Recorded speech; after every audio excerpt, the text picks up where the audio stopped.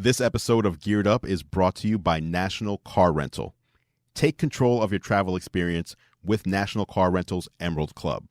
Visit nationalcar.com to find out more.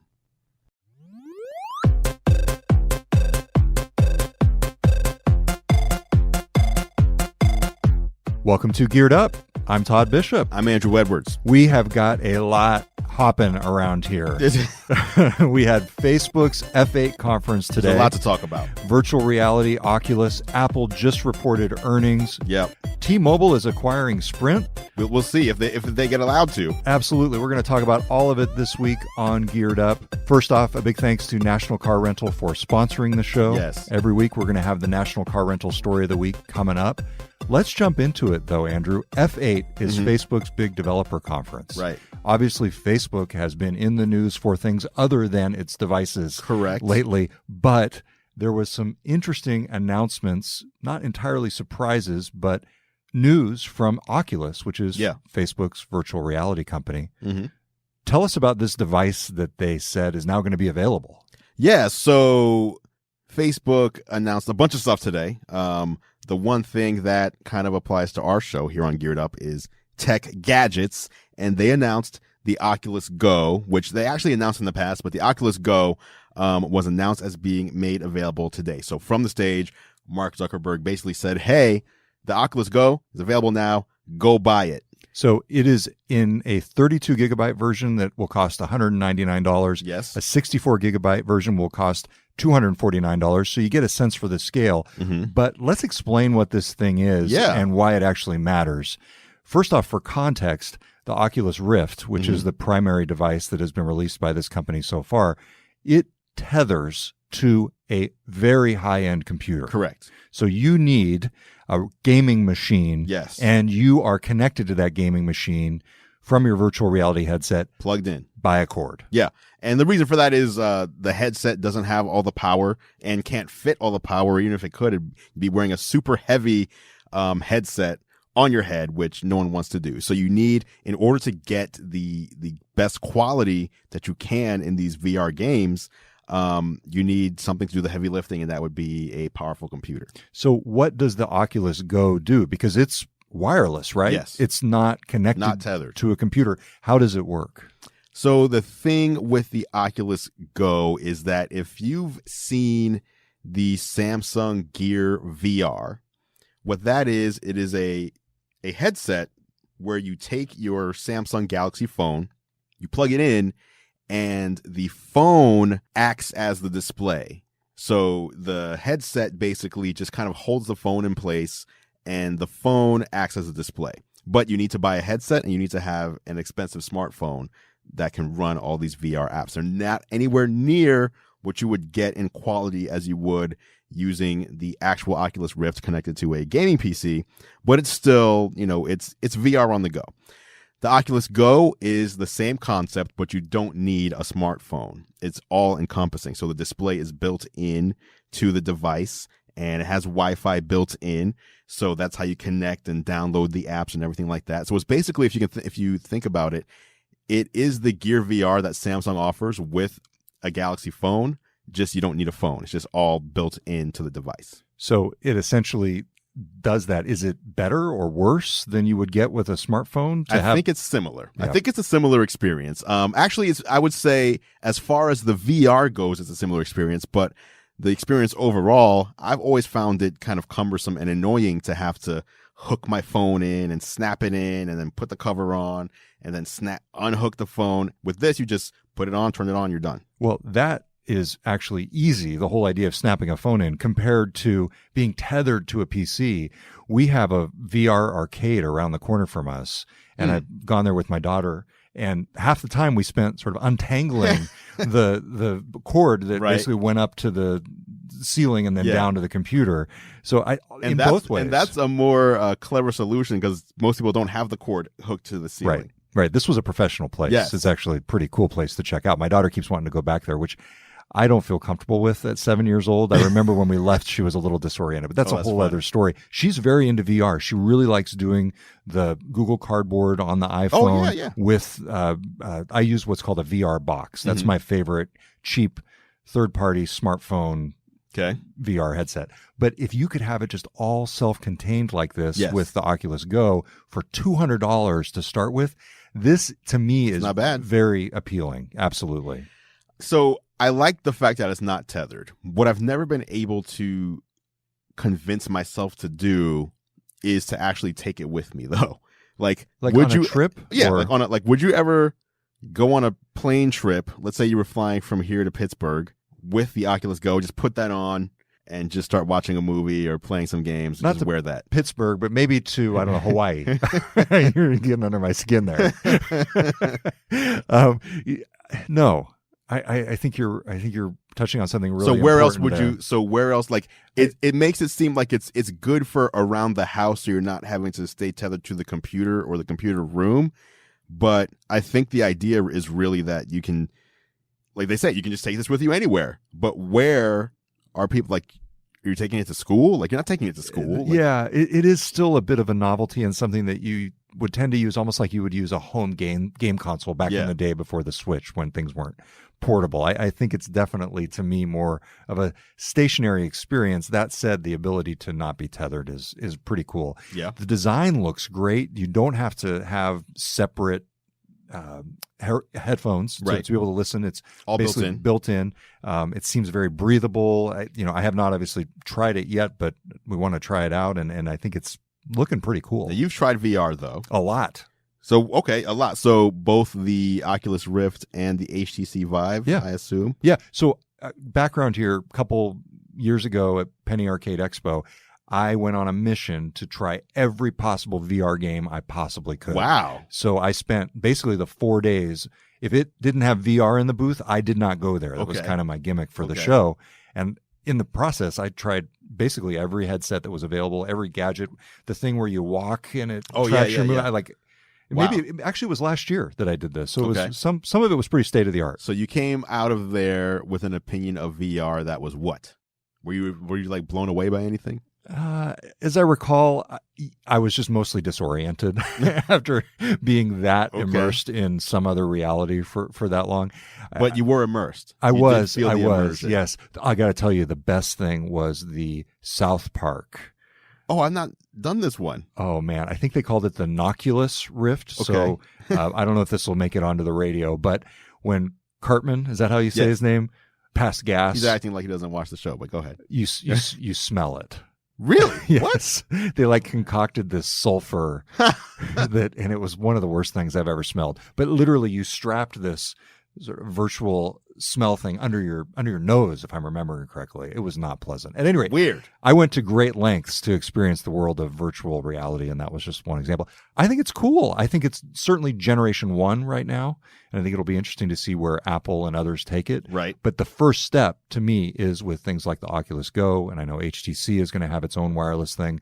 To me, the ability to separate yourself from the computer and to be able to essentially be on the go cheap without a smartphone, I think is critical. Right. I think we're in the in-between phase right now, because I agree that wireless, it has to be wireless for people to kind of jump on board, but it also has to be powerful, because you don't want the subpar experience that currently, if it's wireless, it's not going to be powerful enough to do a lot of things that the wired version will do. That might always be the case, but when you look at something like the Nintendo Switch today, all the games you can play on the go, that's much different than, even 3 years ago with what a mobile console would be able to do and the type of graphics you'd get. So this is available now. How would you recommend getting it? Just going to the store and picking it up? Yeah, I believe it's in Best Buy locations. You can order it, I think, on Amazon as well. You can order it from the Oculus website as well. So are you...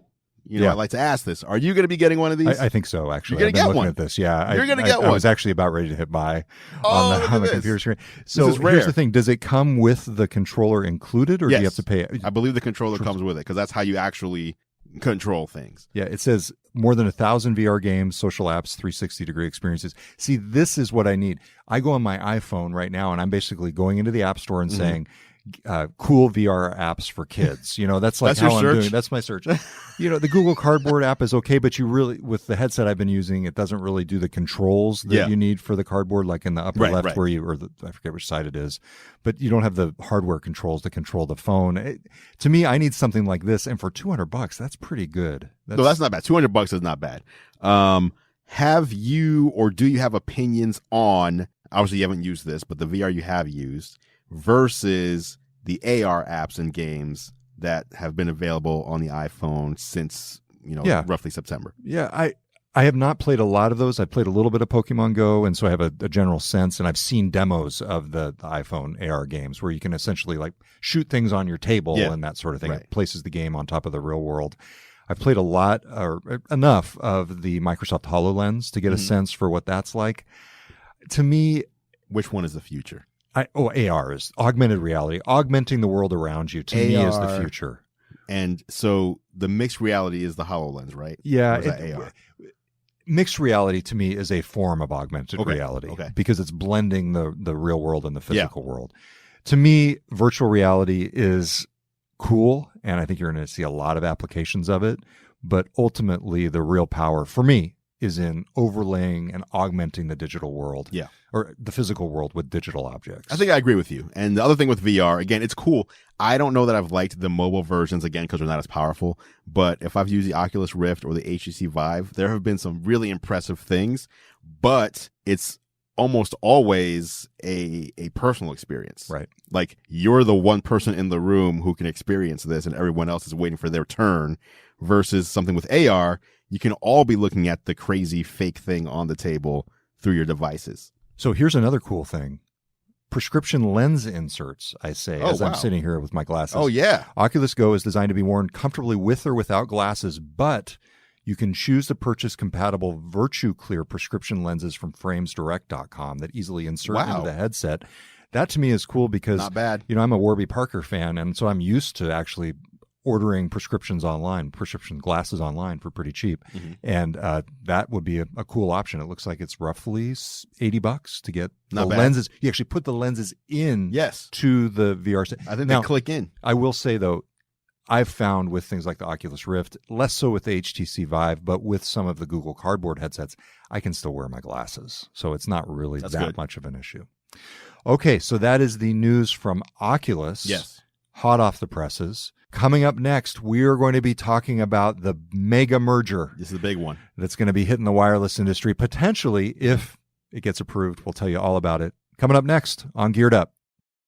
A big shout out to National Car Rental for sponsoring this week's episode of Geared Up. Hey, Road Warriors. The latest tech puts me in the driver's seat every time I travel. Control your travel experience with National Car Rental's Emerald Club. You can bypass the counter and choose any car on the aisle, so you have more time to listen to Geared Up to find out what's going on in the world of consumer electronics and gadgets. Go national, go like a pro. Check them out at nationalcar.com. Subject to availability and other restrictions. Requires enrollment in the complimentary Emerald Club.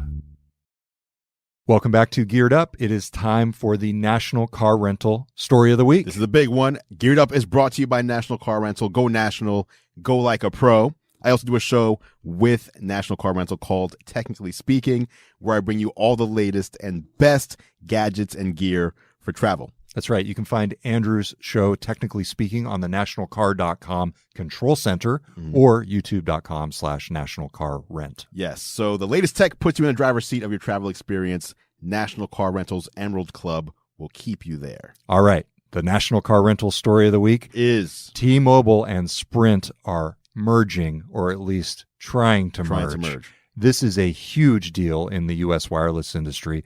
The number 3 and number 4 players behind AT&T and Verizon want to get together and create a combined company that together would potentially be more of a rival to those larger players. Why does this drop on a Sunday? I don't know. I was sitting there this past Sunday, and I don't know why they chose Sunday to announce it. Do you have any theories? Well, no, because I would think Sunday is a day where you're not going to get all the attention, and I would assume you want as much attention as possible on this news, right? Well, true, but there's no other news happening, so you got the stage to yourself. True, but is anybody paying attention? I guess a lot of people were, because there were a lot of people I'm very curious. So they've tried to do this a few times in the past, right? That's right. So SoftBank and Deutsche Telekom are the parent companies of Sprint and T-Mobile, respectively. And there have been all this back and forth over the years. When they first tried to do this back in 2014, it was going to be blocked by the FCC under the Obama administration. So that was the big hurdle there. More recently, when they've been in merger talks, the question was who would ultimately be in control, Sprint or T-Mobile. And over that time period, T-Mobile kept adding more and more subscribers. The uncarrier strategy under John Ledger, the CEO, kept doing better and better. And so it became abundantly clear that T-Mobile was the stronger of the two companies. Yeah, I mean, I think if you compare all four of the major players, only one of them is seen as the cool one, right? And that'll be T-Mobile. So who thinks Sprint is cool? I'm sure some people do. Nobody. Some people do. The people who do the push to talk, that was Sprint's only thing back in the day. The push to talk. Other than that, the Sprint brand can go away. You don't want to lose a T-Mobile brand, is what I'm saying. Well, and that's the thing. So John Ledger's going to be running the company. The company is going to be called T-Mobile. Now, T-Mobile has actually kept the Metro PCS brand. So I actually think one question that I have not seen answered is whether the actual Sprint brand will remain under the umbrella of T-Mobile, the company. Have you seen that answered yet? I have not seen that, but they've said multiple times the combined company will be called T-Mobile, so I don't know why you would then maintain Sprint. Well, it's possible, and they've done it before, so that may be a question to look into. To me, the big question here is, what does this mean in 3, 4, 5 years? And the answer that T-Mobile says is 5G. This really paves the way for T-Mobile to be a viable competitor in the world of 5G. So let's take a step back. Yes. Because 5G, I actually don't even fully comprehend what that means or when it's coming. So right now, we have 4G LTE on our phones. 5G essentially is faster and more robust.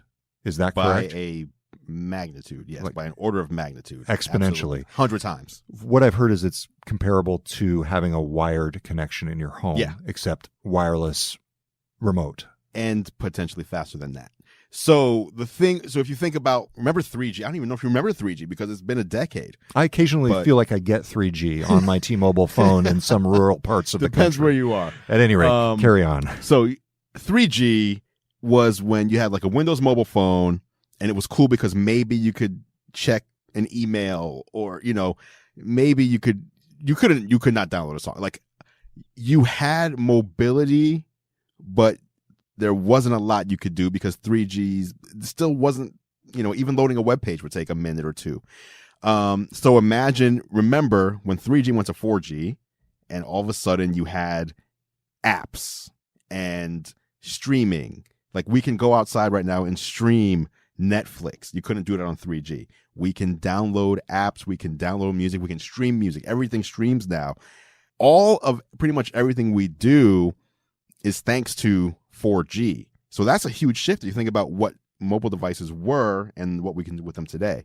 Obviously, taking Wi-Fi out of the equation because you can do all that stuff if you're on Wi-Fi. But if you're just out and about, 4G is what enabled the true mobile revolution that we've had. Cars have Wi-Fi built into them now, all sorts of stuff. So now imagine going from that to having a portable device in your hand that can reach speeds of 1 gigabit or 10 gigabit in speed. Everything's instant, but it's not just about these devices we hold in our hands, because we're talking about not just personal but business. Imagine you're a farmer or whatever, and you have all this equipment across your vast farm. Everything can talk to each other now. So one part of your farm senses rain's coming in, and this other part, a mile away hasn't hit the rain yet, but this part knows, we have to protect these crops from the rain, so now we'll close this because that says it's raining. And so 5G is going to just open up so much potential for data to become not something we're waiting on, and just things can take action on their own without us having to, see, here's a push notification that it's raining. Okay, hey, Siri, close this. Like, we can take ourselves out of it, and devices will really start talking to each other. So it's artificial intelligence, the Internet of Things. It sounds like 5G is ultimately the enabler to all these things, in your view. And T-Mobile is making the contention. It's very interesting how they're positioning this because they want to get this deal approved by regulators. Right. They are really saying, okay, The U.S. needs to be competitive in 5G right now. Other countries, including China, are poised to beat us to the 5G milestone. And they're also talking about the fact that the Republican tax breaks and the Trump-led tax breaks, as they called them, are part of what's enabling this deal with Sprint financially, because they're able to use some of the tax breaks to fund the combination that they're doing. They are really trying to position themselves to get approval. I mean, to put too fine a point on it, they're sucking up to the Trump administration to try and get them to approve this deal. I think there's a real question about whether it will get approved. I think they have a much better shot now than they did in the past.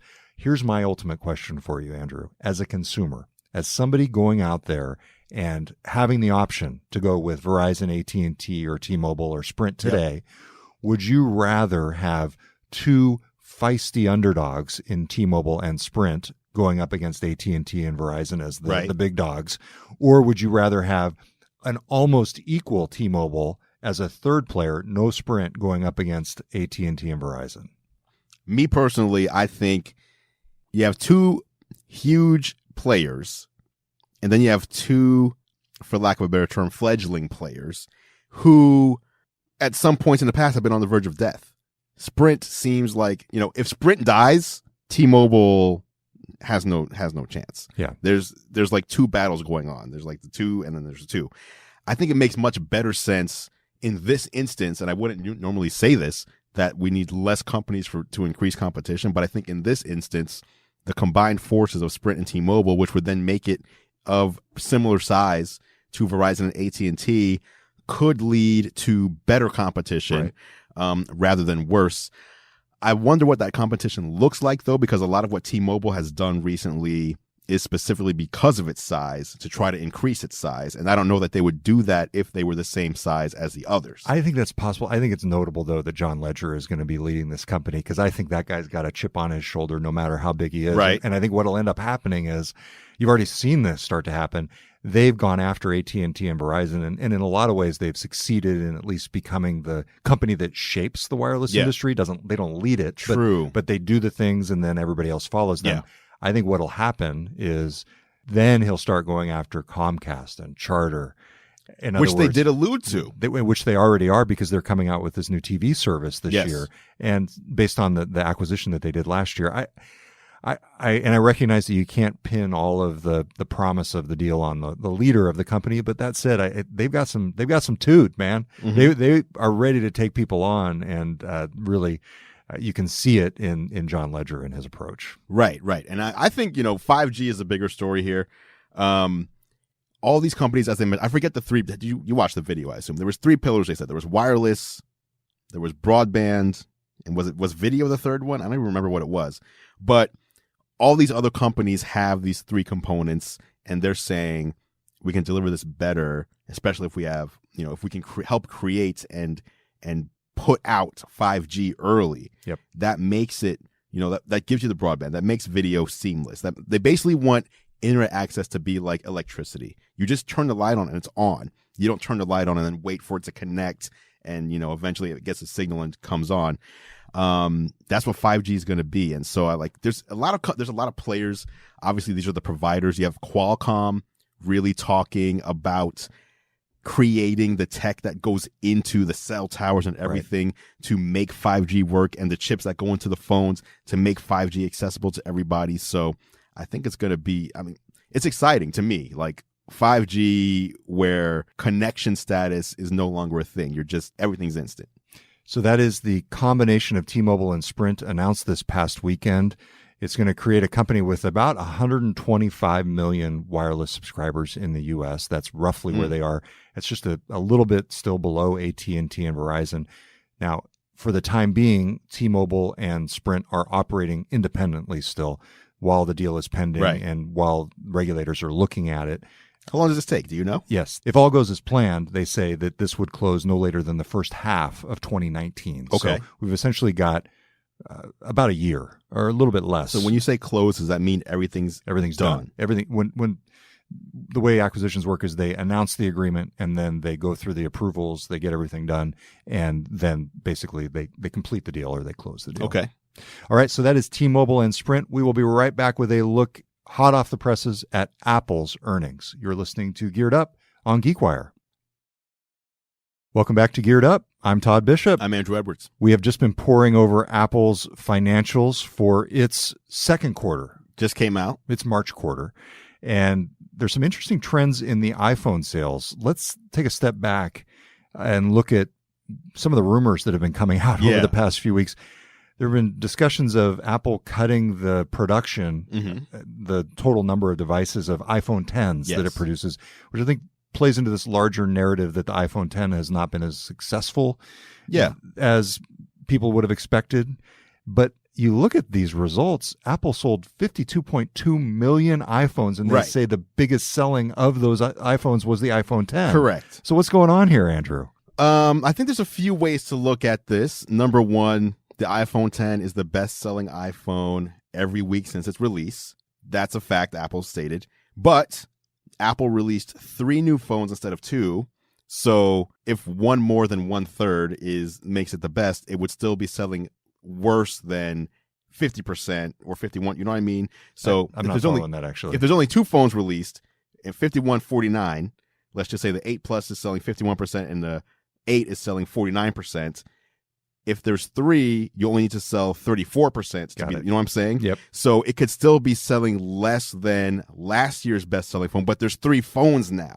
They're slicing up the market among more phones, so you're going to have less market share relative to each other. So it might not be as popular as past flagship iPhones. That said, it seems like overall this device is doing well. In other words, I bet every other phone company wishes it had a phone that sold as well as the quote-unquote flop iPhone 10. So overall, the company beat earnings expectations with $61 billion in revenue, and shares are up 4%. So the stock market is reacting positively to this. That's ridiculous. 52.2 million phones. A quarter is 3 months. Like, they're selling over 200 million phones in a year. So I don't see where the worry or problem is. People have been saying Samsung released a part of its earnings or statement the other day that its earnings wouldn't be what they were expected to be due to lower sales on OLED screens, right? Right. Now the iPhone 10 has an OLED display in it, which Apple buys from Samsung, but so do all the Samsung phones. So that could also just imply that Samsung's own phones are not selling as well, but everyone took it to mean, oh, look, Apple's phones are not selling that well. Right. I don't know. So you're still convinced that the iPhone has some growth in it, it has a future in it, and especially the iPhone 10. I'm just looking at these numbers. Like, if you look at all the facts are in the numbers. Like, everybody speculates when they see, okay, they're lowering production, which Apple does after every holiday quarter. They lower production on the latest phone every time. It's just clockwork. But every time people are saying, oh, look, they're lowering. That must mean it's not selling well. Like, all this stuff is speculation. But then when the numbers come out, the numbers are the facts. So when you go by the numbers, it appears that people still want to buy an iPhone.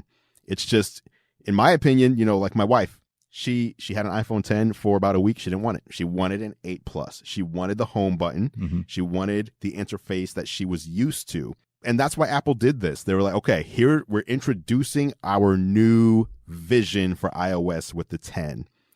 Everyone's going to be able to see this new vision for at least a year. If you want the old way, we're giving you that too, but at least there's something new coming. And I think that's it. Like, some people like the home button, some people don't. Some people want the latest and greatest, some people don't. That's just it. Here's another interesting thing that I just spotted. So if you go down to the year-over-year change in iPhone sales, units, in other words, the total number of units sold, is up 3%. Revenue, what would you guess revenue is? I'm going to block my screen. Okay. So they sold 3% more devices. 3% more devices. How much more money did they make on the top line revenue? Okay, what I'm thinking about in my head is that the 8 and 8 Plus are $50 more per unit this year than the 7s were, but the 10 is $300 more. So, if what was the old number? Well, it was 3%. Well, 3%. I would say in units. I would say there is an increase by 6%. Not even close. 14% increase in revenue. What? On the iPhone line, they went from last quarter, a year ago's quarter, about $33.2 billion in revenue to about $38 billion in revenue this time. So what does that tell you then? So they're clearly selling a ton of iPhone 10s. That is exactly what that means. So, because I was being, I was thinking, okay, if the iPhone 10 is the 35% and with the other two, there would be a marginal increase and there should be an increase. I don't know. This says to me that there's no problem. To me, the bigger question is, can Apple come up with the next game-changing invention? And I think potentially AR, VR is it, but it'll be interesting to see. Right now, they're basically living off of the fumes of the businesses that were built in the Steve Jobs era. And the question is, can they create the new businesses that will ensure their future? And so that's the big question. All right, so that is a quick rundown of Apple earnings, including some live analysis of the percentage changes in revenue and unit sales. How often do you get that? Never. Never with us. It's first time. All right, so that is Geared Up for this week. Until next time, I'm Todd Bishop. I'm Andrew Edwards. Don't forget, by the way, subscribe on Apple Podcasts, Overcast, wherever you get your podcasts. Make sure to subscribe to the dedicated Geared Up feed if you want to continue getting the show long term. That's right. We'll talk to you next week on Geared Up. Thanks for listening. Thanks for listening to Geared Up, the weekly tech and gadget podcast. Check out more of Andrew's reviews at youtube.com/gearlive and follow all of our coverage at geekwire.com.